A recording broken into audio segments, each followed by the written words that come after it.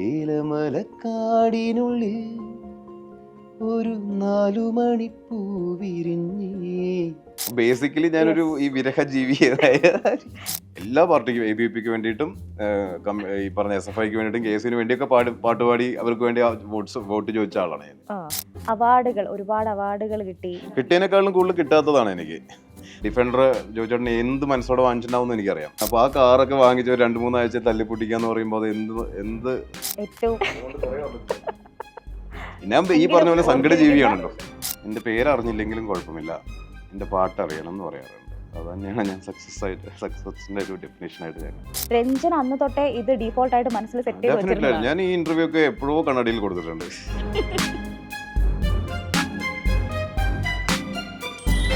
രഞ്ജൻ രാജാണ് ഇന്ന് അതിഥി. നമസ്കാരം. നമസ്കാരം. ഇനി രഞ്ജനിലേക്ക് വരുമ്പോൾ എന്തൊക്കെയാണ് പുതിയ പ്രോജക്റ്റ്? പുതിയത് ഇനിയിപ്പോ സുമതി വളവ് റിലീസിന് തയ്യാറായിട്ട് നിൽക്കുന്നുണ്ട്. അതിൻ്റെ എല്ലാ വർക്കുകളും കഴിഞ്ഞു. നല്ല 4 പാട്ടുകൾ ചെയ്യാൻ പറ്റിയ സിനിമയാണ് സുമതി വളവ്. പിന്നെ ഐസ് എന്ന് പറഞ്ഞൊരു സീരീസ് നടക്കുന്നുണ്ട്. എനിക്ക് ഏറ്റവും ഫേവറേറ്റ് ആയിട്ടുള്ള ടീമാണ് ബോബി സഞ്ജയ് ആൻഡ് മനു അശോകൻ. ഉയരെ കാണേക്കാണൊക്കെ ചെയ്തു അവർ ആ ടീം. പിന്നെ പൊങ്കാല എന്ന് പറഞ്ഞൊരു സിനിമ ചെയ്യുന്നുണ്ട്. പിന്നെ തമിഴിലൊരു മൂവി ചെയ്യുന്നുണ്ട്, ഗ്രാൻഡ് ഫാദർ എന്ന് പറഞ്ഞിട്ട്. തെലുഗുവിൽ ട്രിപ്പിൾ S എന്ന് പറഞ്ഞൊരു മൂവി ചെയ്യുന്നുണ്ട്. അങ്ങനെ കുറച്ച് പടങ്ങൾ എല്ലാ ഭാഷകളും പിടിക്കാന്ന് വിചാരിച്ചു. നമ്മളിപ്പോൾ ഇതുവരെ ചെയ്തു വന്ന മൂവീസിന്റെ കാര്യം പറയുമ്പോൾ കാണേ ശരിക്കും ഇപ്പം സ്പെഷ്യൽ ആയിട്ടുള്ളൊരു മൂവിയുമാണ്. അതിനകത്ത് ആ ഒരു പാട്ടും പാൽനിലാവിൻ പൊയ്കയിൽ എന്നുള്ളൊരു പാട്ട്. ആ പാട്ട് ശരിക്കും പറഞ്ഞാൽ വല്ലാണ്ട് നമ്മളെ പിന്തുടരുന്ന ഒരു പാട്ടാണ്. ഒരു ഹോണ്ടിങ് ഒരു പാട്ട് കൂടിയാണത്. രഞ്ജന്റെ അടുത്ത് എങ്ങനെയാണ് ഈ പാട്ട്, ഏത് തരത്തിലുള്ള ഒരു പാട്ട് വേണം എന്നുള്ള നറേഷൻ ആയിരുന്നു ഇതിന്റെ ഒരു അണിയറ പ്രവർത്തകർ തന്നിട്ടുള്ളത്? ഇതില് ബോബി സഞ്ജയ് ടീമിലെ സഞ്ജയനാണ് ഏറ്റവും കൂടുതൽ ഞാനായിട്ട് കമ്മ്യൂണിക്കേറ്റ് ചെയ്യാതെ. ഞങ്ങൾക്ക് മ്യൂസിക്കിനെ പറ്റി ഒന്നും അറിയില്ല എന്ന് പറയും ആദ്യം. അങ്ങനെ ഒരു ജാമ്യം അവരെടുക്കും. എന്നിട്ട് അവർ കൃത്യമായിട്ട് അവർക്ക് വേണ്ടത് എന്താണോ അതുവരെ വളരെ ക്ഷമയോടെ വെയിറ്റ് ചെയ്യും എന്നുള്ളതാണ്. അപ്പോൾ ആ വെയിറ്റ് ചെയ്യുന്ന സമയങ്ങളിലുള്ള പ്രോസസ്സിൽ നമ്മൾ ഒരുപാട് കറക്ഷൻസ് ചെയ്യേണ്ടി വരും. അല്ലെങ്കിൽ ഒരുപാട് കറക്ഷൻസ് എന്നതിനേക്കാൾ അങ്ങനെ ടേം യൂസ് ചെയ്യാന്നേ ഉള്ളൂ. കറക്ഷൻസ് അല്ല, ഒരുപാട് ട്രാവൽ ചെയ്യാൻ പറ്റും. ഇന്ന ട്യൂണല്ല പറഞ്ഞിട്ട് അങ്ങനെ എനിക്ക് തോന്നുന്നു ഒരുപാട് 7, 8, 9 ട്യൂൺസിലാണ് ഈ ഇപ്പോൾ കേട്ട പാൽനിലാവിൻ പൊയ്കയിൽ ഫിക്സ് ചെയ്തത്. ഇതിനു മുന്നേ ഒരുപാട് ട്യൂണുകൾ ഉണ്ടായി. അതൊക്കെ മാറി ഇവിടേക്ക് എത്തി. എനിക്ക് തന്നെ മനസ്സിലാവും, ഞാൻ പോലും അറിയാതെ ഞാനൊരു അധോലോകമായി മാറാന്ന് പറയുന്ന പോലെ ഞാൻ പോലും അറിയാതെ എന്നെ അവർ ഫ്ലിപ്പ് ചെയ്ത് കളയും. അത് അവരുടെ ടാലന്റും കൂടെയാണ്. എനിക്ക് അങ്ങനെ തോന്നിയത്. എനിക്ക് നല്ല ഡയറക്ടേഴ്സിന് ഈസിലി ഏത് ടെക്നീഷ്യനെയും യൂസ് ചെയ്യാൻ പറ്റുന്നതാണ് ഞാൻ വിശ്വസിക്കുന്നത്. ആ ടെക്നീഷ്യൻ്റെ കയ്യിൽ അത്യാവശ്യം വരുന്നുണ്ടെങ്കിൽ അപ്പോൾ 100% അവരുടെ ഒരു കൺവിക്ഷൻ, അവർ നമ്മളെ അവിടേക്ക് എത്തിച്ച റൂട്ട് ഭയങ്കര രസകരമായിട്ടുള്ള റൂട്ടാണ്. റൂട്ട് എന്ന് പറയുമ്പോൾ അത് ഫിക്സ് ആയി കഴിഞ്ഞാൽ പിന്നെ എനിക്ക് അങ്ങോട്ട് പോയിക്കോളും. ഇത് ഫിക്സ് ആവാനാണ് ഞാനും ടൈം എടുക്കുന്നത്, ഇതാണോ എന്നുള്ള കാര്യത്തിന്. ഇപ്പോൾ രഞ്ജിന്റെ കയ്യിൽ നിന്ന് ആ ഒരു ലൂപ്പ് കിട്ടാൻ വേണ്ടിയിട്ട് അവരത്രയും വെയിറ്റ് ചെയ്തു. രഞ്ജിനും അത്യാവശ്യം ഈ പറയുന്ന ആർട്ടിസ്റ്റുകളൊന്നും വിടാത്ത ഒരു സംഗീത സംവിധായകനാണ്. ഇപ്പോൾ രഞ്ജിൻ വിചാരിക്കുന്ന ഒരു സോൾ രഞ്ജിന്റെ വർക്കിന് കിട്ടണം എന്ന് വിചാരിക്കുന്ന ഒരാളാണ്. അത് ആ ഗായകരിലൂടെ കിട്ടാൻ രഞ്ജൻ എടുക്കുന്ന ഒരു എഫേർട്ട് എത്രത്തോളമാണ്? അത് നന്നായിട്ട് എടുക്കും. ഞാൻ ഈ പറഞ്ഞ ഇത്രയും എഫേർട്ട് ഇട്ടിട്ടാണ് ആ പാട്ടിലേക്ക് ഞാൻ എത്തിയിരിക്കുന്നത്. അപ്പോൾ അതൊരു ഗായകനോ ഗായികയോ വന്നിട്ട് അതിൻ്റെ സോള് മാറ്റാൻ ഞാൻ സമ്മതിക്കില്ല. ആ സോളിൽ നിന്നുകൊണ്ട് എക്സാക്ട്ലി ആ സോള് പഠിച്ചുകൊണ്ട് തന്നെ ആ പാട്ട് അവർ കൺസീവ് ചെയ്താൽ മാത്രമേ ഞാൻ ഹാപ്പി ആവുള്ളൂ. ഞാൻ ഹാപ്പി ആയാൽ മാത്രമേ ഞാൻ റെക്കോർഡിങ് ഫിനിഷ് ചെയ്യുള്ളൂ. അത്ര ഈസിയാണോ രഞ്ജിൻ? അത് ഞാൻ ഇപ്പോൾ ഇതിൻ്റെ ഈ പാട്ടിനെ കുറിച്ച് പറഞ്ഞുകൊണ്ട് നമുക്ക് അതിൻ്റെ ഉദാഹരണമായിട്ട് പറഞ്ഞാൽ ലക്ഷ്മിക്ക് മനസ്സിലാവുമായിരിക്കും. അപ്പോൾ സിത്താരയാണ് അത് പാടുന്നത്. അപ്പോൾ സിത്താരയ്ക്ക് ഞാൻ ഈ പാട്ട് അയച്ചു കൊടുത്തപ്പോൾ ആദ്യം പറഞ്ഞ കാര്യം, ഞാൻ ഇങ്ങനെയൊക്കെ പോയിട്ടാണ് ഈ പാട്ട് കമ്പോസ് ചെയ്തത്. ഇത്രയധികം മാനസികമായിട്ട് ഞാൻ ട്രാവൽ ചെയ്തിട്ടാണ് ഈ പാട്ട് കമ്പോസ് ചെയ്തത്. ഈ പാട്ട് കമ്പോസ് ചെയ്യുമ്പോൾ ഈ പറഞ്ഞ ക്രിയേറ്റേഴ്സിൻ്റെ ഭാഗത്ത് നിന്ന് വന്ന ഇൻപുട്സ് ഇത്ര മാത്രമാണ്. അപ്പോൾ അതുകൊണ്ട് തന്നെ അത്രയും ഇമ്പോർട്ടൻ്റ് ആണ് ഈ പാട്ട്. അപ്പോൾ ഞാൻ അയച്ചു കൊടുക്കുന്ന വോയിസ് നോട്ട്സൊക്കെ 6-7 മിനിറ്റിൻ്റെയൊക്കെയാണെന്ന് എനിക്ക് തോന്നുന്നത്. അത്രയും ഡീറ്റെയിൽഡ് അയച്ചു കൊടുത്തത് ഞാൻ. സിത്താര പറഞ്ഞത് എല്ലാം ഞാൻ ഡീറ്റെയിൽഡായിട്ട് കേട്ടു രഞ്ജൻ. ഇനിയും ഞാൻ കേൾക്കും ഈ വോയിസ് നോട്ടുകൾ. അത്രയും ഇമ്പോർട്ടൻ്റ് ആയിട്ടാണ് രഞ്ജൻ അയച്ചിരിക്കുന്നത്, എക്സ്പ്ലെയിൻ ചെയ്തിരിക്കുന്നത്. അപ്പോൾ അതുകൊണ്ട് തന്നെ ഈ പറഞ്ഞ എല്ലാം നമ്മൾ അച്ചീവ് ചെയ്തിട്ടേ നമ്മൾ ഈ പാട്ട് കൺക്ലൂഡ് ചെയ്യുള്ളൂ. സിത്താര 2 ദിവസങ്ങളിലായിട്ട് എനിക്ക് തോന്നുന്നു 14, 15, 16 മണിക്കൂർ പാടിയിട്ടാണ് ഈ പാട്ട് സിത്താരയും ഹാപ്പി ആയത്, ഞാനും ഹാപ്പി ആയത്. അപ്പോൾ അത്ര ഒരു എഫേർട്ട് എല്ലാവരുടെയും ഭാഗത്ത് നിന്ന് ഉണ്ടായിട്ടുണ്ട്. ഈ പാട്ട് വരികൾ എഴുതിയ വിനായക് ശശികുമാർ ആണെങ്കിലും എനിക്ക് തോന്നുന്നു വിനായക്കും പറഞ്ഞു ജീവിതത്തിൽ ഇത്രയും സമയം എടുത്തിട്ട് എഴുതിയൊരു പാട്ടില്ല. അതായത് ആ സിനിമയുടെ ഹോൾസമാണ് ആ പാട്ടെന്ന് പറയുന്നത്. അപ്പോൾ അതൊരു ചെറിയ കാര്യമല്ല. അത് മ്യൂസിക്കിലൂടെ ക്രിയേറ്റ് ചെയ്യാൻ പറ്റിയെന്ന് പറയുന്നത് വലിയ അച്ചീവ്മെൻറ്റ്. എൻ്റെ അല്ല, ഞാൻ ടീമിൻ്റെ പറയുന്നത്, സിത്താരയുടെ ആണെങ്കിലും വിനായകിൻ്റെ ആണെങ്കിലും അതിൻ്റെ ഭാഗമായ എൻ്റെ ആണെങ്കിലും നമ്മുടെ ഒരു ടീമിൻ്റെ എഫേർട്ടാണ് അത്, ആ പാട്ടൊക്കെ. ഇപ്പോൾ ജോസഫിലൂടെ കരിയർ സ്റ്റാർട്ട് ചെയ്യുന്നു. ആ ഒരു സമയത്ത്, അരങ്ങേറ്റ സമയത്ത് നമുക്ക് അങ്ങനെ കുറേ ഡിമാൻഡ് ചെയ്യാൻ പറ്റുമായിരുന്നോ? നമ്മുടെ ഒരു പാട്ട്, എൻ്റെ വർക്ക് ഇങ്ങനെയാണ്, ഇതിൻ്റെ സോൾ ഇതാണ് എന്നുള്ള രീതിയിൽ ഒരു സീനിയർ മോസ്റ്റ് ആർട്ടിസ്റ്റിനെ പറഞ്ഞ് കൺവേ ചെയ്ത് പാടിക്കാൻ അന്ന് തൊട്ടേ രഞ്ജിൻ ശ്രമിച്ചിട്ടുണ്ടായിരുന്നോ? അല്ല, അതാ പറഞ്ഞത്, എനിക്ക് വിജയ് യേശുദാസ് എന്ന് പറയുന്ന സിംഗർ ഞാൻ എല്ലാ സ്ഥലത്തും പറയുന്ന കാര്യമാണ്. ആദ്യത്തെ സിനിമയിൽ, അല്ലെങ്കിൽ എൻ്റെ ആദ്യം 2 സിനിമകൾ ഒരു ദിവസം ഇറങ്ങിയ ആളാണ് ഞാൻ, നിത്യഹരിനായകനും ജോസഫും, നവംബർ 16 തീയതി 2018. അപ്പോൾ അതുകൊണ്ട് ഡെബ്യൂ മൂവീസാണ് എനിക്ക്. മൂവിന്ന് ഞാൻ, പക്ഷേ ജോസഫാണ് ഈ പറഞ്ഞ ഇത്രയും നമുക്ക് അപ്രീസിയേഷൻ കിട്ടിയ, ഇത്രയും ആൾക്കാരുടെ ഇടയിൽ പേരും ഒക്കെ കിട്ടിയത് ജോസഫിലൂടെയാണ്. അപ്പോൾ അതുകൊണ്ട് തന്നെ ജോസഫ് അത്രയും ഇമ്പോർട്ടൻ്റ് ആണ് എനിക്ക് ആസ് എ മ്യൂസീഷ്യൻ. ഏത് മ്യൂസിക് ഡയറക്ടറും കൊതിക്കുന്ന ഒരു തുടക്കമാണ് ജോസഫിൽ കൂടെ കിട്ടിയത്. പക്ഷേ വിജയ് യേശുദാസിലുള്ള ഒരു സംഭവം എന്ന് പറഞ്ഞാൽ, വിജയ് ചേട്ടൻ എൻ്റെ കമ്പോസിഷനെ ഭയങ്കരമായിട്ട് പുള്ളി ഡിഫോൾട്ടായിട്ട് എൻഹാൻസ് ചെയ്യും. പുള്ളിക്ക് അതിനു വേണ്ടി എഫേർട്ട് ഇടേണ്ട ആവശ്യമേ ഇല്ല. വിജയ് ചേട്ടൻ ഒരു ഫീലും തരാതെ പാടിയാലും അതിൽ ഫീൽ ഉണ്ടാവും, ബിക്കോസ് അദ്ദേഹത്തിൻ്റെ ശബ്ദത്തിൽ ആ ഫീൽ ഉണ്ട്. പുള്ളി എനിക്ക് വിജയ് ചേട്ടൻ്റെ കോൺഫിഡൻസ് അതാണ്. അപ്പോൾ അതെനിക്ക് ഭയങ്കര ഭാഗ്യമായി പോയി ആ പടത്തിൽ. ഈ പറഞ്ഞ പോലെ ഞാൻ സിത്താരയോട് ഡിമാൻഡ് ചെയ്ത പോലെ അത്രയും സമയമെടുത്ത് കൺവിൻസ് ചെയ്തിട്ടില്ല വിജയ് യേശുദാസിനെ, വിജയ് ചേട്ടനെ. പക്ഷെ വിജയ് ചേട്ടൻ തന്നതിൽ അത് ഓൾറെഡി ഉണ്ടായിരുന്നു. അതിൻ്റെ കാരണം എൻ്റെ കമ്പോസിഷനായിട്ട് അത്രയധികം സിങ്ക് ആയിട്ടുള്ള ശബ്ദമാണ് വിജയ് യേശുദാസിൻ്റെ ശബ്ദം. നമ്മുടെ ഉള്ളിൽ അടങ്ങാത്ത ആഗ്രഹങ്ങളും അതിൻ്റെ ഒപ്പം തന്നെ നമ്മുടെ ഹാർഡ് വർക്കുമാണ് നമ്മളെ ഒരു സക്സസ്സിലേക്ക് നമ്മളെ എത്തിക്കുന്നത്. ആ വഴിയിൽ നമ്മളെ കൈപിടിച്ച് നടത്തിയ കുറേ ആൾക്കാരുണ്ടാവും. നമ്മളവിടെ എത്തിയെന്ന് അറിയുമ്പോൾ മാറി നിന്ന് സന്തോഷിക്കുന്ന ആളുകളുണ്ടാവും, നമ്മുടെ സക്സസ് കാണുന്ന ആളുകളുണ്ടാവും. രഞ്ജനെ സംബന്ധിച്ച് ഇപ്പോൾ ആദ്യമായിട്ട് മനസ്സിൽ ഓർമ്മ വരുന്ന അത്തരം മുഖം ആരുടെയാണ്? അത് എൻ്റെ അമ്മയുടെയാണ് ആക്ച്വലി. അമ്മ എൻ്റെ കൂടെ ഇല്ല. അമ്മ മരിച്ച ശേഷമാണ് എല്ലാ പാട്ടിലും ഇറങ്ങിയിരിക്കുന്നത്. പക്ഷെ ഡെഫിനറ്റ്ലി അമ്മ തന്നെയായിരിക്കും ഏറ്റവും കൂടുതൽ സന്തോഷിക്കുന്നത്. അമ്മയുടെ ബ്ലെസ്സിങ് ആയിട്ടാണ് ഞാൻ എൻ്റെ മ്യൂസിക് കരിയറിനെ കാണുന്നത്. നമ്മളിവിടെ എത്തിക്കഴിഞ്ഞാൽ കൺസിസ്റ്റൻസി എന്ന് പറയുന്ന ഒരു കാര്യമുണ്ടല്ലോ, മുന്നോട്ട് പോകാനുള്ളത്. രഞ്ജൻ അതിൽ വെച്ചിരിക്കുന്ന ഒരു ഫോർമുല എന്താണ്? ഈ ഒരു കരിയർ ജെന്യൂൻ ആയിട്ട് മ്യൂസിക് ഉണ്ടാക്കാമെന്ന് മാത്രമേ ഞാൻ അതിൽ വെച്ചിരിക്കുന്ന ഫോർമുലയുള്ളൂ. ഒരു രീതിയിലും ഞാൻ എത്ര സിനിമകൾ ഞാൻ ചെയ്യണമെങ്കിലും ഒരു സിനിമയുടെ ഒരു സീനിൽ പോലും ഞാൻ കള്ളത്തരം കാണിക്കില്ല. ഈ ജേർണി ഇങ്ങനെ നീണ്ടു കിടക്കുകയാണല്ലോ. ഞാനിവിടെ അതിനുവേണ്ടി ഹാർഡ് വർക്ക് ചെയ്യുന്നുണ്ട്, അതിനുവേണ്ടി ഒരു പ്ലാൻ ഉണ്ട്. പക്ഷെ എത്തിയിട്ടില്ലായിരുന്നെങ്കിൽ, എനിക്ക് എത്താൻ പറ്റിയില്ലായിരുന്നെങ്കിൽ എന്ത് ചെയ്യുമായിരുന്നു? ഞാൻ പ്ലാൻ ബി ഡെഫിനറ്റ്ലി ഉണ്ടായിരുന്നു. അതുകൊണ്ട് ഞാൻ പഠിച്ചത് മ്യൂസിക്കിൻ്റെ സൈഡിൽ കൂടെ ചെറുപ്പം തൊട്ടേ പഠിച്ചിട്ടുണ്ട്. കർണാട്ടിക് മ്യൂസിക് പഠിച്ചിട്ടുണ്ട്. പക്ഷേ ഞാൻ ബികോമാണ് പഠിക്കുന്നത്.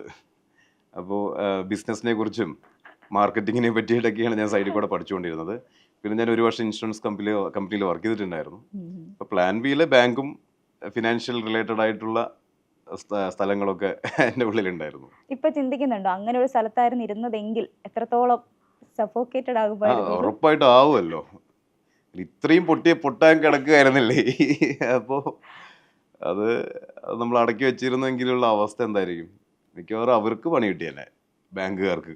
അതായത് അവര്, ഞാൻ പറയാൻ പറ്റില്ല, ഞാൻ അതും ശ്രദ്ധിക്കാതെ വർക്ക് ചെയ്യില്ല എന്ന് എനിക്ക് ഉറപ്പാണ്. പക്ഷെ ഞാൻ ഒറ്റയ്ക്കിരുന്ന് ഒരുപാട് കരയേണ്ടി വന്നേനെ. ഈ ജോസഫ് എന്ന് പറയുന്ന മൂവി ഇറങ്ങുമ്പോൾ, അല്ലെങ്കിൽ നിത്യഹരിതനായകൻ ഇറങ്ങുന്ന ആ മൂവിയും രഞ്ജന്റെ ഒരു കരിയറിലെ വലിയൊരു ടേണിംഗ് പോയിന്റ് ആണ്. ഒരിക്കലും നമ്മൾ എക്സ്പെക്ട് ചെയ്യില്ല ഇത്രയും വലിയൊരു ഹിറ്റ് ആകും, എൻ്റെ ഈ പാട്ടുകൾ വലിയൊരു ഹിറ്റ് ആകും എന്നൊന്നും നമ്മൾ എക്സ്പെക്ട് ചെയ്യില്ല. രഞ്ജന്റെ ശരിക്കുള്ളൊരു മാനസികാവസ്ഥ ഉണ്ടായിരുന്നു ഈ പടം ഇറങ്ങുന്നതിന്റെ തലേ ദിവസം എക്സാക്ട്ലി എന്തായിരുന്നു ആ ഒരു അവസ്ഥ? എന്നാ ഞാൻ പറഞ്ഞില്ല, എൻ്റെ അമ്മ മരിച്ച സമയമാണത്. ആ സമയത്താണ് ജോസഫൊക്കെ ഞാൻ ചെയ്യുന്നത്. അപ്പോൾ ഈ പറഞ്ഞ പോലെ ജോസഫിലെ പാട്ടിലൊക്കെ അതിന് മുന്നേ ഉണ്ടായിട്ടുണ്ട്. പൂമത്തോളെ അമ്മ മരിച്ച ശേഷം ഉണ്ടായ പാട്ടാണ്. അപ്പോൾ ആ സമയത്ത് നമ്മൾ കുറച്ചും കൂടെ ലൈഫിനെ കുറിച്ചൊക്കെ കൂടുതൽ മനസ്സിലാക്കുന്ന ഒരു ടൈമായിരുന്നു. വളരെ ചെറിയ പ്രായത്തിൽ തന്നെ മെച്യൂർഡ് ആയിട്ടുള്ള കാര്യങ്ങൾ ഹാൻഡിൽ ചെയ്യേണ്ടി വരില്ലേ.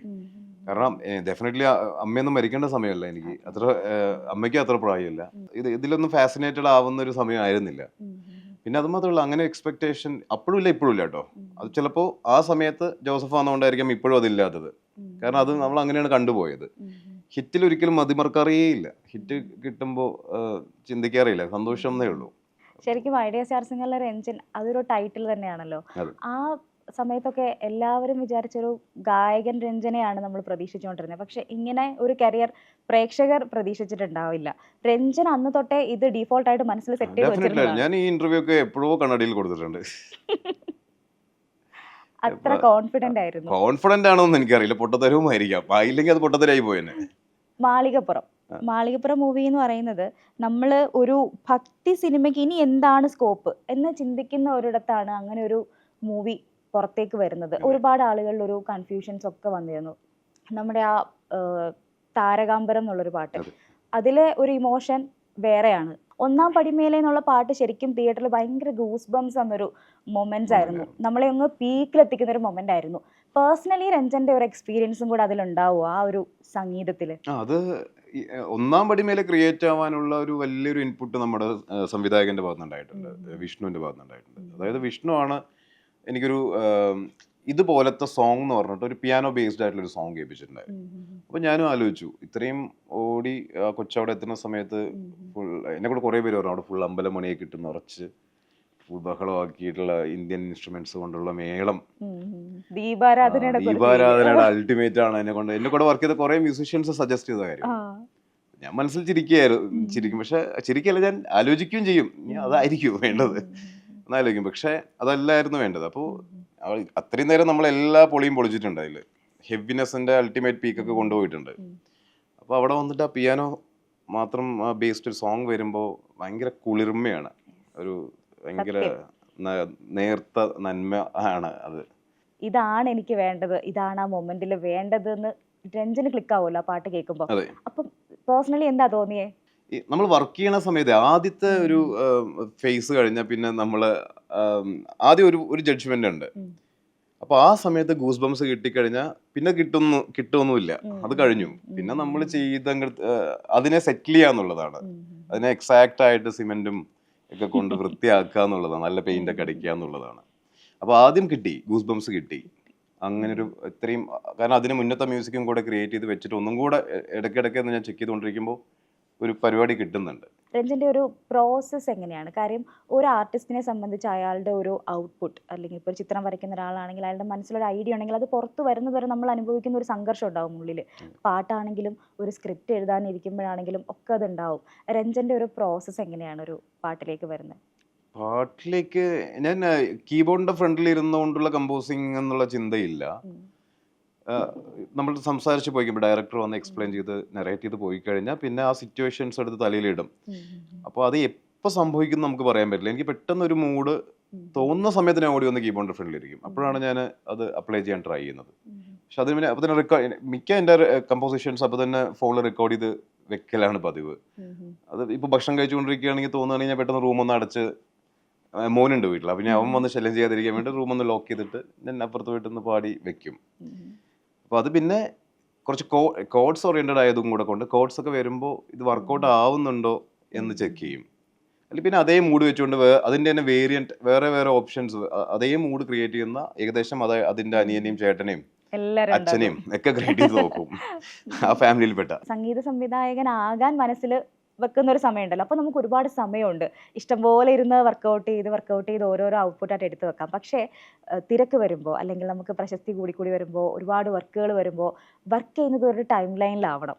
ഡിഫറെന്റ് സിറ്റുവേഷൻസ് ആയിരിക്കും തലയിൽ മുഴുവൻ.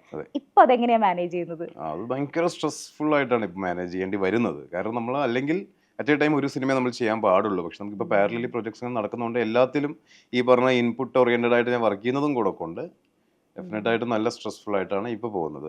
ഈ ഒരു ജേർണി ഉണ്ടല്ലോ, ഐഡിയ സ്റ്റാർ സിംഗർ തൊട്ടാണ് രഞ്ജിനെ നമുക്കറിയാവുന്നത്. പക്ഷെ സംഗീതവുമായിട്ടുള്ള രഞ്ജിന്റെ ഒരു ജേർണി ഉണ്ടല്ലോ, ഒരു കണ്ടിന്യൂസ് ആ ഒരു ഉപാസന കൊണ്ട് നടന്ന ഒരാളാണോ? അല്ലെങ്കിൽ ഇപ്പം അമ്മയുടെ കാര്യം പറഞ്ഞു, അമ്മയായിരുന്നു ഫുൾ സപ്പോർട്ടർ എന്ന് പറഞ്ഞു, അമ്മയാണോ അങ്ങനെ ഒരു സംഗീതത്തിന്റെ ഒരു അമ്മയാണ് ശരിക്കും മ്യൂസിക്കിന് വേണ്ടി പുറകെ. ഇപ്പൊ ഞാൻ പാടാൻ ഈ പറഞ്ഞ മാഷ് വരുമ്പോഴും പാട്ട് എങ്ങനെ സ്കിപ്പ് ചെയ്യാന്ന് മാത്രം ചിന്തിച്ച ചെറുപ്പമായിരുന്നു എൻ്റെ. പക്ഷെ അമ്മയും മുത്തശ്ശിയാണ് എന്നെ പുറകെ നടന്ന് പാട്ട് പഠിപ്പിക്കാൻ വേണ്ടി ഓടി നടന്ന ആൾക്കാർ. അവരാണ് കലോത്സവ വേദികളിൽ എന്നെക്കാട്ടിലും താരങ്ങൾ. അവർ നെക്സ്റ്റ് ഇയറും എൻ്റെ കൂടെ വരുമ്പോൾ അവിടെ ഉള്ള എല്ലാവർക്കും അവരെ അറിയാം. അവരത്രയും ഓടി നടന്ന് എന്നെ സ്റ്റേജിൽ നിന്ന് സ്റ്റേജിലേക്ക് അങ്ങോട്ടും ഓടിച്ചുകൊണ്ട് പോയ ആൾക്കാരാണ്. അപ്പോൾ അതുകൊണ്ട് തന്നെ അവരാണ് ശരിക്കും എൻ്റെ മ്യൂസിക് ഉണ്ടാവാൻ, അല്ലെങ്കിൽ എൻ്റെ എല്ലാത്തിനും കാരണം മ്യൂസിക്കിന്റെ ബേസ് എന്ന് പറയുന്നവർ തന്നെയാണ്. രഞ്ജന്റെ പാട്ടുകൾ പല ആളുകളും പറഞ്ഞിട്ടുണ്ട്, നമ്മൾ ഇങ്ങനെ ഒന്ന് പിടിച്ചിരുത്തും, ഒരു ഇമോഷണൽ കണക്ഷൻ നമുക്ക് ആ പാട്ടിനോട് തോന്നും. ഇപ്പോൾ 10ാം വളവിലെ പാട്ട്, അതിനകത്തെ ആ ഒരു ഇമോഷൻ, മകള് നഷ്ടമാകുമ്പോൾ ആ ഫാമിലിയിൽ അവർക്ക് ഉണ്ടാവുന്ന ആ ഒരു ഇമോഷൻ. അതുപോലെ മാളികപ്പുറത്തിലെ താരകാംബരമേ എന്നുള്ളൊരു പാട്ട്, എഗെയിൻ അവിടെ ഒരു ലോസ് ആണ്, അച്ഛൻ മരിക്കുന്നു, മകൾ ഒറ്റയ്ക്കാവുന്നു, ആ ഒരു വിരഹമാണ് അതിനകത്തും കണക്ഷൻ ആവുന്നത്. പൂമുത്തകളിലേക്ക് വരുമ്പോഴും അവിടെയും പ്രിയപ്പെട്ട ഒരാളെ നമുക്ക് നഷ്ടപ്പെടുകയാണ്, ഒരു വിരഹത്തിന്റെ എലമെന്റ് ആണ്. ഇത് എല്ലാം രഞ്ജന്റെ ലൈഫിൽ പല പല ഘട്ടങ്ങളിൽ വന്ന പാട്ടാണ്. പക്ഷെ ഓരോ പാട്ടിലും ബേസിക്കലി ഞാനൊരു ഈ വിരഹ ജീവി അതിന്റെ കൂട്ടത്തിൽ പെടുത്താവുന്നതാണ് കാണെ കാണയിലെ പാട്ടും. അതെ, പാൽനിലാവും അതേ ഒരു ജോണറിൽ വരുന്ന ഒരു അതും കമ്പോസിഷനാണ്. നഷ്ടപ്പെട്ടല്ലോ, അതിലും Yes. നഷ്ടപ്പെട്ടിട്ട് തിരിച്ച് ആലോചിക്കുമ്പോ വരുന്നൊരു അതെ, കാര്യം ആളെ പറ്റിട്ട് ആലോചിക്കുന്നത്. ഇതൊന്ന് ഒരു കമ്പാരിസൺ ചെയ്തിട്ടുണ്ടോ? ഞാൻ എപ്പോഴും പറഞ്ഞപ്പോഴാണ് ഞാൻ ആലോചിക്കുന്നു, ഇത്രയൊക്കെ പാട്ടിൽ ഞാൻ നഷ്ടത്തിനെ കുറിച്ച് ചെയ്തിട്ടുണ്ടല്ലേ. നഷ്ടത്തിനെ പറ്റി ചെയ്യുന്ന പാട്ടുകൾക്ക് ഭയങ്കര ലൈഫും ഉണ്ട്, ലൈഫ് ഉണ്ടാവാറുണ്ട്. അത് ആളുകളെ പിടിച്ചിരുത്തുന്നുമുണ്ട്. ശരിയാണ്. അതിനകത്ത് രഞ്ജൻ എങ്ങനെയാ അതിൽ അപ്പൊ അമ്മയെ പറ്റിയിട്ടാണ് പൂമുത്തോളം എഴുതുന്നത്. ബാക്കി പാട്ടുകളുണ്ടല്ലോ, ഓരോന്നിന്റെയും ഇമോഷൻ ഡിഫറെന്റ് ആണ്. അപ്പം അത്രയും മെന്റലി ഇൻവോൾവ് ആകാറുണ്ടോ? മെന്റലി ഡെഫിനറ്റ്ലി ഇൻവോൾവ് ആവാറുണ്ട്. പിന്നെ എനിക്ക് ഞാൻ ഫീലിന്റെ ആളാണ് ബേസിക്കലി. എൻ്റെ സംഗതികൾക്കൊന്നും വലിയ സ്ട്രെങ്ത് ഉണ്ടാവില്ല. സംഗതികളുടെ സ്ട്രെങ്ത് എന്ന് പറഞ്ഞാൽ ലൈറ്റർ ആയിട്ടുള്ള കുനിപ്പുകളാണ്. അതിലാണ് ഞാൻ ഹാപ്പി ആവുന്നത്.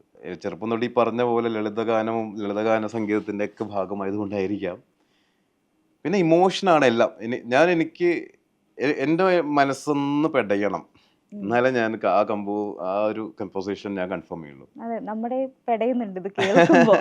ശരിക്കും 10ാം അളവിലെ പാട്ടൊക്കെ അതെ, ഏലമലക്കാടിനുള്ളിൽ അതിൽ സന്തോഷമാണ് ആ പാട്ടിന്റെ കൺസെപ്റ്റ് എങ്കിലും അതിന്റെ പണ്ടത്തെ കനലും മിഴിനീർക്കനവും ഇന്നത്തെ കുളിരിൽ മറയെ ആ സ്ഥലമൊക്കെ എത്തുമ്പോൾ ഒരു ഇമോഷൻ. എനിക്ക് ഒരുപാട് റീൽസ് ഞാൻ കാണാറുണ്ട് അതിനെയൊക്കെ ബേസ് ചെയ്ത്, കുഞ്ഞുങ്ങളെ വെച്ചിട്ടും ഈ പറഞ്ഞ പോലെ പല നഷ്ടങ്ങൾ സംഭവിക്കുമ്പോഴൊക്കെ പണ്ടത്തെ കനലും മിഴിനീർക്കടലും ആ സ്ഥലം വെച്ചുകൊണ്ട് ഒരു ഹാപ്പി.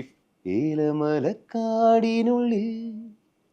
ഒരു 4 മണിപ്പൂ വിരിഞ്ഞേ, 4 മണിപ്പൂവരികിൽ തേൻ തുമ്പികളും കൂട്ടിരുന്നേ, തെന്നലുടയാട തന്നേ, മണി ചിന്തുമൊഴിയോതി വന്നേ, മെല്ലെയതു നാടറിഞ്ഞേ, വാനം ദൂരെയതു കണ്ടുണർന്നേ, അമ്മ മൂക്കിലെന്നുള്ളു നിറഞ്ഞേ, മഴയായി പൊഴിഞ്ഞേ. ഇപ്പോഴും അതേ രഞ്ജൻ, ഈ നമ്മൾ ഈ സോള് കൊടുക്കുന്ന പാട്ടുകളുണ്ടല്ലോ, ആ പാട്ടില് അതിന്റെ വരികൾക്കും അത് എഴുതുന്ന ആൾ ആ സോള് കൊടുക്കണം. അപ്പോ നമ്മുടെ പണ്ടത്തെ പാട്ടുകളുടെ ഒക്കെ വരികൾ ഇപ്പോഴും ആളുകൾ ഇങ്ങനെ റിപ്പീറ്റ് വാല്യൂ ഉള്ളതാണ്. പക്ഷെ പുതിയ തലമുറയും ഭദ്രമാണ്, പുതിയ തലമുറ എഴുത്തുകാരും ഭദ്രമാണ്. രഞ്ജിൻ ഒരു മ്യൂസിക് ഇറക്കി അല്ലെങ്കിൽ ചെയ്ത് കഴിഞ്ഞ് അതിന്റെ ഒരു വരികളും കൂടി കറക്റ്റ് ആയാലേ രഞ്ജിൻ സാറ്റിസ്ഫൈഡ് ആവുള്ളൂ. തീർച്ചയായിട്ടും നിങ്ങൾക്ക് ആ പാട്ടിൽ കേൾക്കുമ്പോൾ കിട്ടാറില്ലേ, നമ്മൾ അത്രയും അതിന് വേണ്ടി എഫേർട്ട് ഇടാറുണ്ട്. അതുപോലത്തെ ആൾക്കാരെ എൻ്റെ കൂടെ വർക്ക് ചെയ്യാറുണ്ടെന്നുള്ളത്. ഹരിയേട്ടനാണെങ്കിലും വിനായക് വർക്ക് ചെയ്തിട്ട്, വിനായക് 2 പാട്ടോ മറ്റേ വർക്ക് ചെയ്തിട്ടുള്ളൂ, ഏലമലക്കാടും പാൽനിലാവിനും. രണ്ടും വളരെ വാല്യൂബിൾ ആയിട്ടുള്ള സോങ്സ് ആണ് ഇൻ മലയാളം. അതേപോലെ സന്തോഷ് ചേട്ടൻ വർക്ക് മാളിയപ്പുറത്തിൽ മിക്ക പാട്ടിൽ എഴുതിയ അദ്ദേഹമാണ്. നല്ല പദസമ്പത്തുള്ള എഴുത്തുകാരുടെ കൂടെ മാത്രമേ ഞാനും വർക്ക് ചെയ്തിട്ടുള്ളൂ. സജഷൻസ് ഇങ്ങനെ പറഞ്ഞുകൊണ്ടിരിക്കുവോ സാറ്റിസ്ഫൈഡ് ആയില്ലെങ്കിൽ? അല്ല, അവരുടെ എനിക്ക് അധികം സജഷൻസ് അങ്ങോട്ട് പറയേണ്ടി വരാറില്ല. നല്ല കണക്റ്റഡ് ആണ്. ഇപ്പോൾ ഹരിനാരായണ ചേട്ടനൊക്കെ കണ്ടെത്താ ദൂരമൊക്കെ അങ്ങനെ എഴുതി തന്നെയാ. അതിനുവേണ്ടി ഒരുപാട് ഇരുന്നിട്ടൊന്നുമില്ല. വിദൂരെ അതെല്ലാം അങ്ങോട്ട് ഫ്ലോയിൽ അങ്ങ് വരുന്നതാണ്. അവരിലൊക്കെ കണ്ടിട്ടുള്ള ഒരു ക്വാളിറ്റി എന്താ രഞ്ജിനുമായിട്ട് ഇരിക്കുന്ന സമയത്ത്? രഞ്ജിനെ അതായത് ഈ കമ്പോസിഷന്റെ ഒരു ആഴം ഇപ്പോ ലക്ഷ്മി പറഞ്ഞല്ലോ, അല്ലെങ്കിൽ ലക്ഷ്മിക്ക് തോന്നിയല്ലോ. അപ്പൊ ആ ആഴം അവരോട് പറയാതെ തന്നെ അവരുടെ വാക്കുകൾ ഇങ്ങോട്ട് തിരിച്ചു കിട്ടാറുണ്ടെന്നുള്ളതാണ്. ഇപ്പോൾ എനിക്ക് തോന്നണേ ഇല്ല ഇങ്ങനൊരു ഇത്രയും ഒരു പാത്തോസില് കണ്ടെത്താ ദൂരത്തില് വിദൂരെ നിലാതാരമായി നീ മിഴിചെമ്മി നിന്നിടുന്നു, വരാം ഞാൻ നിനക്കായൊരിക്കൽ നീയുള്ള ലോകങ്ങളിൽ, വരും നേരമെന്നോടു ചേരേണമെൻ ജീവനേ നീ, അതില്ലാതെ വയ്യൻ. അങ്ങനെ ആരെങ്കിലും എഴുതുമോ? അതില്ലാതെ എനിക്ക് വയ്യാന്ന് സിമ്പിളായിട്ട് ഒരു പാത്തോസിൽ അങ്ങോട്ട് എഴുതി പോവാ. അത്രയും കൊളോക്കിലാണ് എഴുതിയിരിക്കുന്നത്. അതല്ലാതെ വയ്യൻ, വരും ജന്മം എൻ പാതി മെയ്യായി മാറണം നീ എന്ന് പറഞ്ഞിട്ട് അതല്ലാതെ വയ്യൻ നെഞ്ചോരം നീ മാത്രം. അപ്പോൾ അതിന്റെ ഒരു ഫ്ലോ കണ്ടോ? ഇതൊന്ന് കറക്റ്റ് ചെയ്യേണ്ടി വരേണ്ട ആവശ്യമില്ല. അത് കൊളോക്കിയലി ഇത്രയും സീരിയസ് ആയിട്ടുള്ള ഒരു പാത്തോസിൽ കൊണ്ട് നമ്മൾ സംസാരിക്കുന്ന പോലത്തെ ഒരു വാക്ക്, അതല്ലാതെ വയ്യൻ. അതെ, ആ സൗഹൃദങ്ങൾ കുറച്ചും കൂടി സിങ്ക് ആവും തോറും വരുന്ന വർക്കുകളെല്ലാം കുറച്ചും കൂടി ബ്യൂട്ടിഫുൾ ആവും, ഈസി ആവും. കമ്മ്യൂണിക്കേഷൻ ചെയ്യേണ്ടി വരില്ല. ഇപ്പൊ ഉയരുന്നതിന് ചെയ്യുമ്പോഴും ഹരിയാട്ടിങ് തന്നെയായിരുന്നു. അപ്പൊ ഞാൻ ഇപ്പോ എന്ന് പറഞ്ഞപ്പോ ഞാൻ എഴുതിയത് മിഷിഹ സ്വപ്നമേ എന്നാണ് ഞാൻ എഴുതിയത്. ട്യൂൺ ചെയ്യുമ്പോൾ മിഷിഹ നാളമേന്നോ സ്വപ്നമേന്നോ അങ്ങനെ എന്തോട് ഞാൻ എഴുതിയത്. അപ്പൊ അത് കേട്ടപ്പോ ജോജിയോട് പറഞ്ഞാ മിഷിഹ എന്ന് വെച്ച് തുടങ്ങിക്കോ വേണമെങ്കിൽ എന്നൊക്കെ പറഞ്ഞു. അപ്പോ അത് ഞാൻ ഹരിയേട്ടൻ അയച്ചു കൊടുക്കല്ല, ഫോണിൽ കൂടെ ഇങ്ങനെ തരരി താരാന്ന് പറഞ്ഞ പുള്ളി അപ്പൊ തന്നെ തിരിച്ച് ഉയിരിന്നാഥനെ എന്ന് പറഞ്ഞു. അപ്പൊ തിരിച്ച് വീണ്ടും ഞാൻ തരരി താരരാ ഉലകിന്നാദിയേ അങ്ങനെ പറഞ്ഞതാണ്.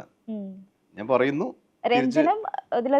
അതായത് ഹലോ എന്ന് പറയുമ്പോൾ തിരിച്ച് ഹലോ എന്ന് പറയുന്ന പോലെ പറഞ്ഞതാണ് ഉയിരിനാഥനെയും ഉലകിന്നാദിയൊക്കെ. അത്രയും സിമ്പിൾ ആയിട്ട് പറഞ്ഞ കാര്യങ്ങളാണ്. പിന്നെ കരിനീല കണ്ണുള്ള പെണ്ണ് എന്റെ വാക്കാണ്. കമ്പോസ് ചെയ്യുമ്പോൾ തന്നെ കരിനീല കണ്ണുള്ള പെണ്ണ് എന്ന് ഞാൻ തന്നെ എനിക്ക് അറിയാതെ വരും വാക്കുകൾ. അപ്പൊ ഹരിയേട്ടൻ പലതും റീറ്റെയിൻ ചെയ്യാറുണ്ട്. അപ്പൊ ഹരിയേട്ടൻ അതിനെ വെച്ചോടാ. അപ്പൊ ഞാൻ അടുത്തത് എന്ത് വെക്കാം, അപ്പൊ മഴവില്ലും ചെറുകുള്ള പെണ്ണെന്ന് വെച്ചു. അപ്പൊ രണ്ടുപേരും അപ്പൊ ഞാൻ കുറെ ആലോചിച്ചു, നെഞ്ചിനാൽ ആലോചിച്ചു, കണ്ണിനാൽ എന്നൊക്കെ ആലോചിച്ചു. അപ്പൊ പുള്ളി അതൊക്കെ തന്നെയാണ് പുള്ളിയും ആലോചിക്കുന്നത്. അപ്പൊ അങ്ങനെയുള്ള സിങ്ക്. ഇപ്പൊ എനിക്ക് തോന്നുന്നു പണ്ടൊക്കെ ഒരുപാട് പാട്ട് എഴുതുന്ന ആളുകളുണ്ടെങ്കിലും അധികം ആളുകളൊന്നും ശ്രദ്ധിക്കപ്പെട്ടിരുന്നില്ല. പക്ഷെ ഇപ്പം അവരും അപ്രീസിയേറ്റ് ചെയ്യപ്പെടുന്നുണ്ട്. പ്രത്യേകിച്ച് ബി കെ ഹരിനാരായണൻ, വിനായക് അങ്ങനെയുള്ള റൈറ്റേഴ്സ് ഒക്കെ ഒരുപാട് അഭിനന്ദിക്കപ്പെടുന്നുണ്ട്. ശരിക്കും അവരത് അർഹിക്കുന്നുമുണ്ട്.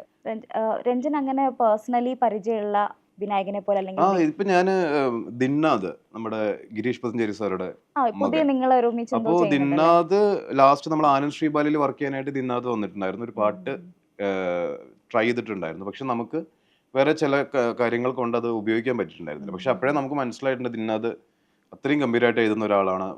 പാട്ടിന്റെ മെലഡിയുടെ സൗണ്ടിങ് കീപ്പ് ചെയ്തുകൊണ്ട് വാക്കുകൾ വരുന്നു, എന്നാൽ അത് കമ്മ്യൂണിക്കേറ്റ് ചെയ്യുന്ന വാക്കുകളായിട്ട് മാറുന്നുണ്ടെന്ന് ഫീൽ ചെയ്തു. അപ്പൊ അന്ന് ഉപയോഗിക്കാൻ പറ്റാത്തപ്പോൾ തൊട്ട് നമ്മുടെ മനസ്സിൽ ടെൻഷൻ ഉണ്ടായിരുന്നു, ഏതിൽ നീ കൊടുക്കാം, ഏതിൽ ചെയ്യാം എന്നുള്ള കാര്യം. എന്നിട്ട് അങ്ങനെ നമ്മള് ഇതിലെ സുമതി വളവിലെ ഒരു ഏറ്റവും ഇമ്പോർട്ടന്റ് ആയിട്ടുള്ള റൊമാൻറ്റിക് സോങ് ദിന്നാദിനെ കൊണ്ട് എഴുതിപ്പിച്ചു. നന്നായിട്ട് എഴുതുകയും ചെയ്തു ദിന്നാദ്. അത് എനിക്ക് തോന്നുന്നു അതൊരു പുതിയൊരു കണ്ടെത്തലായിരിക്കും എന്ന് എനിക്ക് തോന്നുന്നു. കണ്ടെത്തേണ്ട കാര്യമില്ല, പുത്തഞ്ചേരി സാറുടെ മകനാണ് അവൻ, എന്തായാലും ജന്മന അത് ഉണ്ടെന്ന് ഉറപ്പാണ്. കാരണം അപ്പോ അവൻ പിന്നെ സിനിമയില് ആദ്യത്തെ അല്ല, അവൻ അസിസ്റ്റന്റ് ഡയറക്ടറായിട്ട് ഒക്കെ വർക്ക് ചെയ്തുകൊണ്ടിരിക്കുന്ന ഒരാളാണ്. വളരെ സിനിമയെ സ്നേഹിക്കുന്ന ഒരു വ്യക്തിയാണ് ദിന്നാദ്. ദിന്നാദിന് ഭയങ്കര ഇഷ്ടമാണെന്ന് പറയാറുണ്ട്. ചേട്ടന്റെ മെലഡി എനിക്ക് ഇഷ്ടമാണ് എഴുതാൻ എന്ന് ദിന്നാദ് തന്നെ കൊണ്ട് പറയാൻ. അതുകൊണ്ട് നല്ല പാട്ടിലൊരു മിനിയും ചേട്ടൻ വിളിക്കണം എന്നൊക്കെ പറഞ്ഞു. അപ്പൊ എനിക്ക് സന്തോഷമായി, ഇത്രയും ലെജൻഡിന്റെ ഒരു മോനാണ്. അപ്പൊ അവൻ ട്യൂൺ ഇഷ്ടപ്പെട്ടു പറയുമ്പോൾ എനിക്കും ഒരു സന്തോഷമുണ്ട്.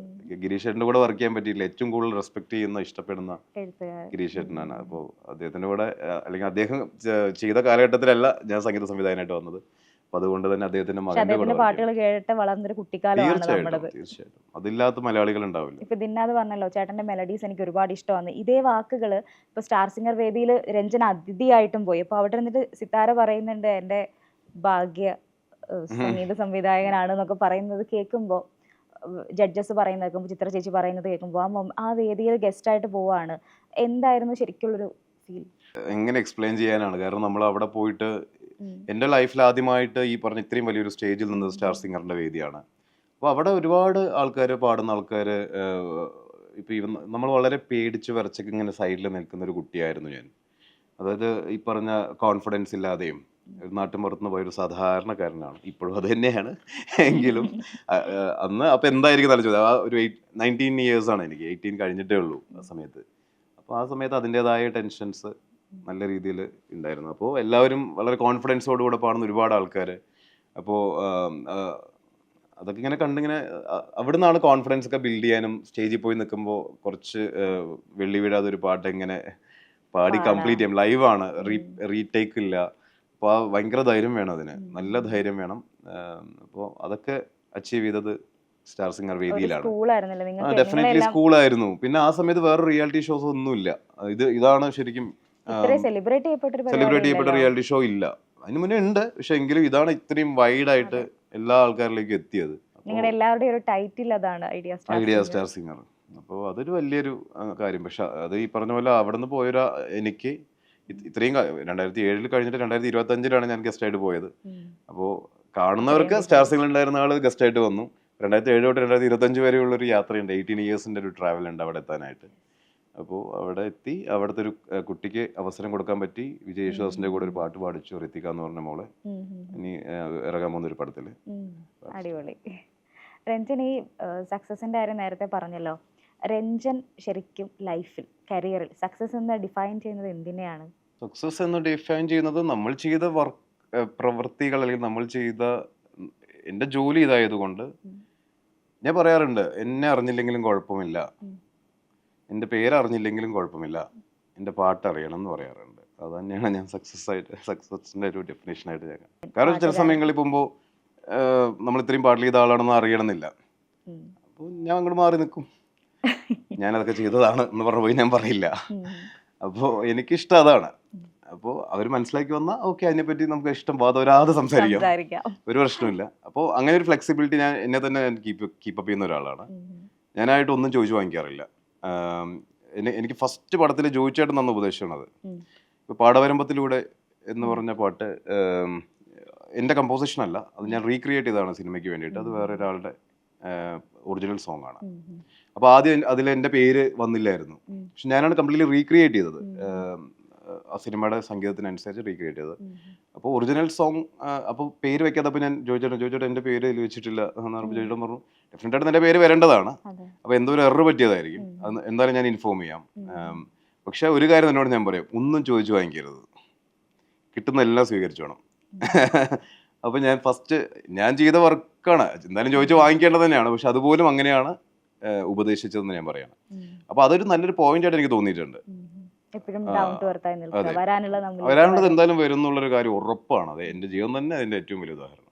രഞ്ജൻ എന്ന ഒരു പാലക്കാടുകാരൻ, നാട്ടിൻപുറത്തുകാരൻ പയ്യൻ എങ്ങനെയാണ് ഈ ഒരു പ്രശസ്തി, ഈ ഒരു ഫെയിം, ഈ ഒരു തിരക്ക് ഇതെല്ലാം ഒന്ന് മാറ്റി വെച്ച് കഴിഞ്ഞാൽ? എൻ്റെതായ വെരി ക്ലോസ് സർക്കിളുണ്ട്. ഒരുപാട് ഫ്രണ്ട്സ് ഉള്ള ആളല്ല ഞാൻ. ചെറുപ്പത്തിലും അല്ല, കോളേജ് ടൈമിലും അല്ല, സ്റ്റാർ സിംഗർ ടൈമിലും അല്ല, ഇപ്പോഴും അല്ല. എനിക്ക് ചിലപ്പോൾ നിങ്ങൾ വിചാരിക്കുന്ന കൈൻഡ് ഓഫ് ആൾക്കാരും ആയിരിക്കില്ല സർക്കിൾ. എനിക്ക് വളരെ പേഴ്സണൽ ആയിട്ടുള്ള ഒരു സർക്കിളുണ്ട്. അവരുടെ കൂടെ സന്തോഷത്തോടെ ഇരിക്കും. പിന്നെ സ്പിരിച്വലാണ് ഒരു പരിധിവരെ. എനിക്ക് ഏറ്റവും ഇഷ്ടം അമ്പലവും പള്ളിയൊക്കെ പോകാനാണ്. അവിടെയൊക്കെ ഞാൻ എല്ലാ ആഴ്ചയിലും എങ്ങനെയെങ്കിലുമൊക്കെ എത്തും. പിന്നെ ട്രാവൽ ഇഷ്ടമാണ്, സോളോ ട്രിപ്പ് അടിക്കാൻ ഇഷ്ടമാണ്, പിന്നെ ഫാമിലി മാനാണ്. അതൊക്കെയാണ് ഒരു മീ ടൈം അല്ലേ, റിഫ്രഷ് ആവുന്നത് അവിടെയൊക്കെയാണ്. ഇതുവരെയുള്ള ഒരു ബക്കറ്റ് ലിസ്റ്റ് ഉണ്ടല്ലോ, ഇപ്പൊ കാർ ഉൾപ്പെടെയുള്ള കാര്യങ്ങളെല്ലാം രഞ്ജിന്റെ ബക്കറ്റ് ലിസ്റ്റിലുള്ള കാര്യങ്ങൾ ഇങ്ങനെ അച്ചീവ് ചെയ്ത് പോവാണ്. നെക്സ്റ്റ് എന്താണ്? നെക്സ്റ്റ് പറഞ്ഞാൽ നടക്കില്ല, അതുകൊണ്ട് ഞാൻ പറയുന്നില്ല. വേണ്ട, പറഞ്ഞാൽ നടക്കൂല, നടന്നിട്ട് വന്ന് പറയാം.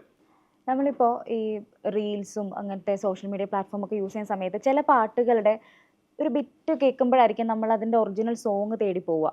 രഞ്ജന്റെ സിനിമകൾ അല്ലെങ്കിൽ പാട്ടുകളിൽ അങ്ങനെ ഇന്റൻഷനലി ഒരു പോർഷൻ ക്രിയേറ്റ് ചെയ്യാറുണ്ടോ? ഇല്ല, ചെയ്യാറില്ല. പക്ഷെ അങ്ങനെ ചെയ്യാതെ സംഭവിച്ച കുറെ സ്ഥലങ്ങൾ അറിയാതെയൊക്കെ ഉണ്ടായിട്ടുണ്ട്. എനിക്കൊന്നു ഇപ്പൊ സായാഹ്ന തീരങ്ങളിൽ ഒറ്റയ്ക്ക് പോയി പൂക്കാലം, അതങ്ങനെ സംഭവിച്ചു പോയതാണ്. അതുമാതിരി പേസും മഴയോ നനയവരവാ, അതും അങ്ങനെ സംഭവിച്ചു പോയതാണ്, മനഃപൂർവ്വം ചെയ്തതല്ല. അത് ഇങ്ങനെ പോകുമ്പോൾ അവിടെ അങ്ങനെ ഒരു പോർഷൻ വേണം, ആ ഒരു ഹൈപ്പ്, അതാണ് അതിന്റെ കമ്പോസിഷന്റെ ഡൈനാമിക്സ്. അങ്ങനെയാണ്. ഇപ്പോൾ ഉയരുന്നാഥിനയില് നിന്റെ മുൾപാതയിൽ അത് അവിടെ വേണം, എന്നാലും അത് കംപ്ലീറ്റ് ആവുള്ളൂ. അപ്പൊ ആ കംപ്ലീറ്റ് ചെയ്യാൻ വേണ്ടി ചെയ്യുന്നതാണ്, അല്ലാതെ അത് ഹിറ്റ് ആവട്ടെ എന്ന് ഞാൻ ചിന്തിച്ചിട്ട് എന്നാ മാത്രമേ അത് കംപ്ലീറ്റ് ആവുള്ളൂ. ആ പല്ലവി അതും കൂടെ ഡൈനാമിക്സും കൂടെ വേണം. അതിനു വേണ്ടി ആരെങ്കിലും സമീപിക്കാറുണ്ടോ? അപ്പൊ നമ്മളൊരു പാട്ട് ചെയ്ത് കൊടുക്കുമ്പോ ഇങ്ങനെ ഒരു എലമെന്റ് അതിലില്ല അല്ലെങ്കിൽ വേണം എന്ന് പറഞ്ഞു, എസ്പെഷ്യലി സോങ്സ് എൻ്റെ അടുത്ത് കൂടുതൽ അങ്ങനെ സജഷൻസ് അധികം ആരും പറഞ്ഞിട്ടില്ല എന്നൊരു വലിയ സന്തോഷം എനിക്കുണ്ട്. പലപ്പോഴും നമ്മൾ കൊടുക്കുന്നത് ഓക്കെ ആവാറുണ്ട്.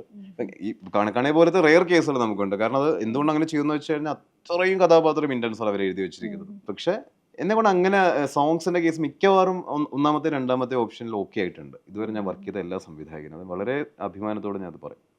ഈ കാണാലെ പാട്ടിന്റെ കാര്യം പറഞ്ഞില്ലേ, അതിന്റെ ഇൻസ്ട്രുമെന്റ്സ് ഒക്കെ എന്താ അത്ര ലൈറ്റ് ആക്കാൻ കാരണം? അങ്ങനെ മതിയെന്ന് വിചാരിച്ചതാണോ? അല്ല, ഇതെന്താ അറിയോ, ഇത് കുറെ ട്യൂണ് കൊടുക്കുമ്പോൾ ഇങ്ങനെ അൺഹാപ്പി ആവുന്നു അല്ലെങ്കിൽ അവർ ഓക്കെ ആവുന്നില്ല കാണുമ്പോൾ ആദ്യമൊക്കെ ഞാൻ ഫുൾ പ്രൊഡ്യൂസ് ചെയ്ത് പ്രോഗ്രാം ചെയ്തൊക്കെ കൊടുക്കും. പിന്നെ ഞാൻ ചുമ്മാ ഗിറ്റാർസിൽ ഇങ്ങനെ 2 സ്ട്രം മാത്രം ചെയ്ത് കൊടുക്കാൻ തുടങ്ങി. അപ്പൊ ഈ പാട്ട് അതുപോലെ ഇങ്ങനെ സ്ട്രം ചെയ്ത് എന്ന് പറഞ്ഞിങ്ങനെ ചുമ്മാ വളരെ വളരെ ഇമ്മച്യൂർഡ് ആയിട്ടുള്ള സ്ട്രമ്മിൽ ഇങ്ങനെ കൊടുത്തതാണ്. അപ്പോൾ അത് കേട്ടോടെ ഇതാണ് സാധനം എന്ന് അവർ പറഞ്ഞു. അപ്പോൾ ഞാൻ വിചാരിച്ചു കൊള്ളാം, ഈ ഒരു പരിപാടി കൊള്ളാലോ. അപ്പോൾ സ്ട്രം മാത്രമാക്കാം, വോയിസും ജസ്റ്റ് ഗിറ്റാർസ് മാത്രമാക്കാം, അക്യൂസ്റ്റിക് ഗിറ്റാർസ് മാത്രമാക്കാമെന്ന് അങ്ങനെ വന്നൊരു തോട്ടാണത്. പിന്നെ BGM ഒക്കെ എത്തിയപ്പോൾ കുറച്ചും കൂടെ ഒക്കെ സാധനങ്ങൾ കയറി സ്ട്രിങ്സും എല്ലാം ജോയിൻ ചെയ്തു, പിന്നെ ചെറിയ റിതം ജോയിൻ ചെയ്തു.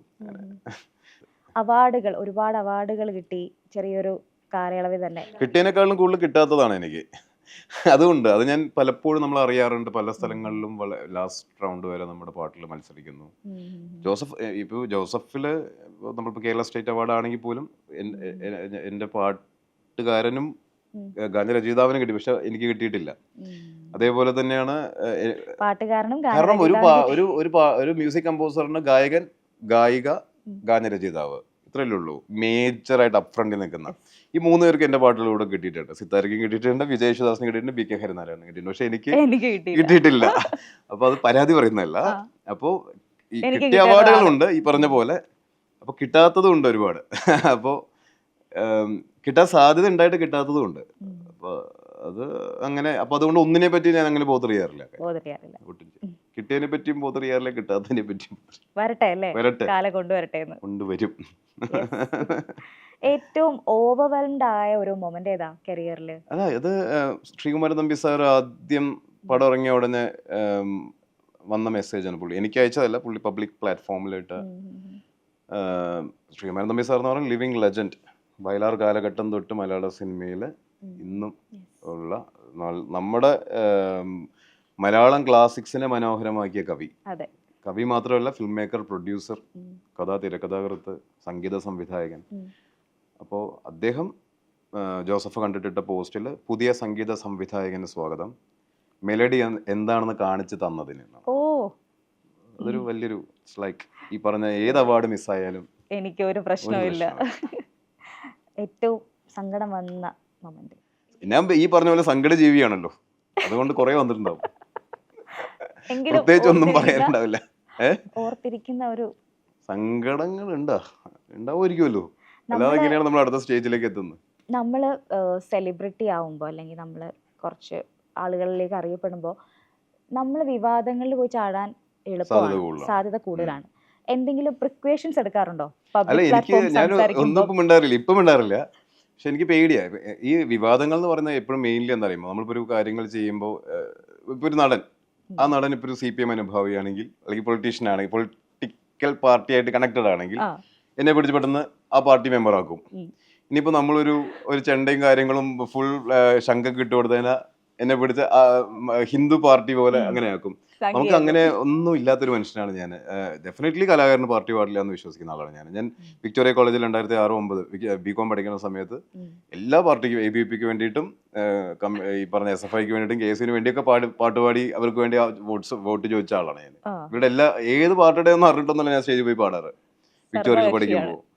അപ്പൊ അതുകൊണ്ട് എനിക്ക് പാർട്ടി എന്നുള്ള സംഭവങ്ങൾ അതിനെപ്പറ്റി കൂടുതൽ അറിയ പോലും ഇല്ല. അപ്പൊ ഞാൻ ജോയിച്ചേട്ടൻ ഒരു സമയത്ത് പുള്ളിയുടെ കാറൊക്കെ അടിച്ചു പൊട്ടിച്ചില്ലേ, വലിയൊരു ഇഷ്യൂ.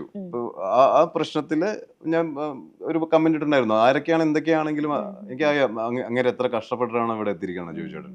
ഡിഫൻഡർ ജോയിച്ചേട്ടൻ എന്ത് മനസ്സോടെ വാങ്ങിച്ചിട്ടുണ്ടാവും എനിക്കറിയാം. ഞാൻ അതിന്റെ ടെസ്റ്റ് ഡ്രൈവ് വരുമ്പോൾ ഞാൻ അവിടെ ഉണ്ട്. അപ്പൊ എത്രമാത്രം കഷ്ടപ്പെട്ടാണ് അവിടെ എത്തിയിരിക്കുന്നത്. അപ്പൊ ആ കാറൊക്കെ വാങ്ങിച്ച് 2-3 ആഴ്ച തല്ലിപ്പൊട്ടിക്കാന്ന് പറയുമ്പോൾ അത് എന്ത് ഇതാണ് എന്ന് ഞാൻ പറഞ്ഞിട്ടുണ്ടായിരുന്നു. അത് ആരെന്തോന്ന് പാർട്ടിയെ ബേസ് ചെയ്തിട്ടൊന്നുമല്ല, ഒരു ഹ്യൂമൻ അങ്ങനെ ചെയ്യരുതല്ലോ എന്ന് ഞാൻ ചിന്തിച്ചിട്ടുള്ളൂ.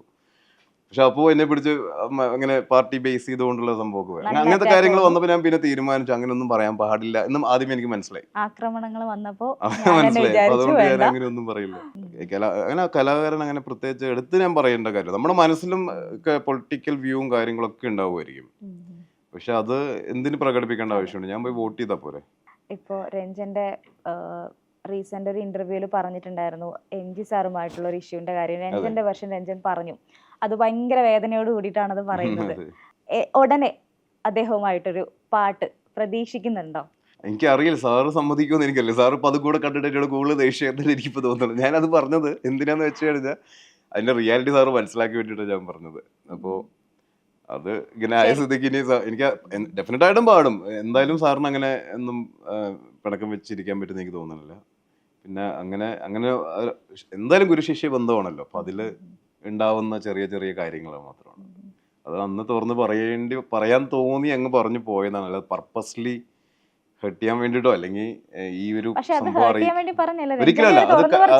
അത് തുറന്നു പറച്ചിലും ഇതെന്താണ് അതിന്റെ റിയാലിറ്റി എന്ന് അറിയിക്കാൻ വേണ്ടി പറഞ്ഞൊരു കാര്യമാണ്. കാരണം അദ്ദേഹം പബ്ലിക് പ്ലാറ്റ്ഫോമിൽ വന്ന് പറഞ്ഞുകൊണ്ടാണ് എനിക്കത് പറയേണ്ടി വന്നത്. വരുമെന്ന് പ്രതീക്ഷിക്കുന്നു. അതെ, സാറ് ആരാ ആഗ്രഹിക്കാത്ത MG സാറിനെ പോലത്തെ ഇപ്പോൾ നമ്മളെപ്പോഴും പറഞ്ഞ പോലെ നമ്മുടെ ചൈൽഡ്ഹുഡിനെ മനോഹരമാക്കിയ അതെ. നമ്മൾ ദാസേട്ടൻ ഇങ്ങനെ പറയുന്ന പേര് പേര് ജയേന്ദ്രൻ സാറും MG സാറും ഒക്കെ തന്നെയല്ലേ? ആ മാജിക് ഉടനെ നടക്കട്ടെ അല്ലേ? നടന്നേ പറ്റൂ. I M waiting. waiting. എന്തായാലും ഒരുപാട് സന്തോഷം രഞ്ജിൻ, കുറേ കാര്യങ്ങൾ പാട്ടുമായിട്ട് ബന്ധപ്പെട്ട് നമ്മളുമായിട്ട് ഷെയർ ചെയ്തതിന് thank you. Thank you so much.